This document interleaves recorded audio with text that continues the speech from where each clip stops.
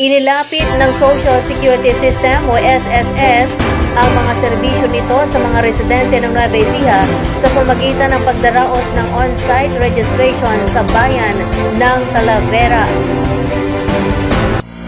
Partikular na pinunteriya ng aktibidad ang mga mula sa Barangay Bacal 1, Bacal 2, Bacal 3, Matingkis, San Pascual, Lumboy at Bagong Silang sa nasabing bayan.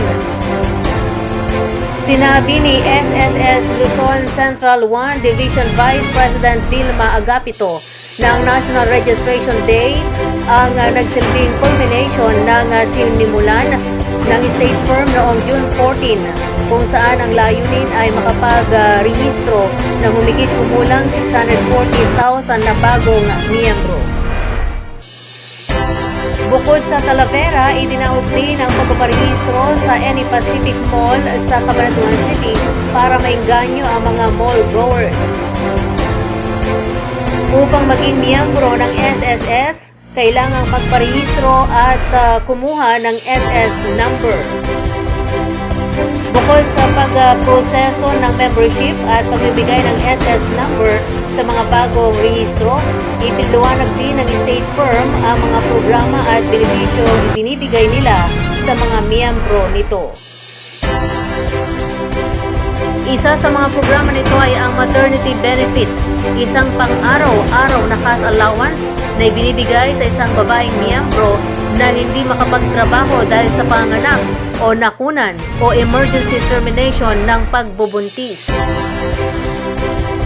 Kung nagkasakit ang miyembro, maaari silang mag-file para mag-claim ng mga benepisyo sa pagkakasakit para sa pang-araw-araw na cash allowance para sa bilang ng mga araw na hindi makapagtrabaho ang isang miyembro dahil sa pagkakasakit o pinsala. Nagbibigay din ang SSS ng mga benepisyong cash grants, alinman sa nais na monthly pension o isang lump sum ng isang miyembro na permanenteng nabaldado dahil sa pagkakasakit o aksidente. Para naman sa mga nawalan ng trabaho dahil sa hindi kanais-nais o hindi inaasahang mga pangyayari tulad ng pagsasara ng kumpanyang kanilang pinagtatrabahuhan, maaaring mag-avail ng unemployment benefits ang miyembro. Meron ding pension loan na ibinibigay ang SSS para sa mga miyembro na tumatanggap ng kanilang mga pensyon. Bukod sa mga benepisyo at pribilehiyo, ang SSS ay nag-aalok ng My SSS Pension Booster bilang isang programa para mapalakas ang retirement funds at ipon ng mga miyembro nito.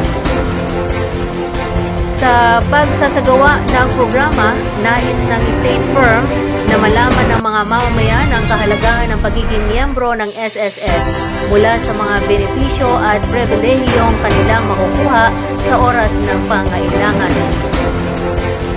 Ang pagiging miyembro ng SSS ay panghabang buhay at hindi mawawala ang mga kontribusyon kahit na nakalimutan ng miyembro na magbayad ng mga kontribusyon sa loob ng maraming taon na maaari nilang patuloy na maging kwalipikado para sa mga benepisyo.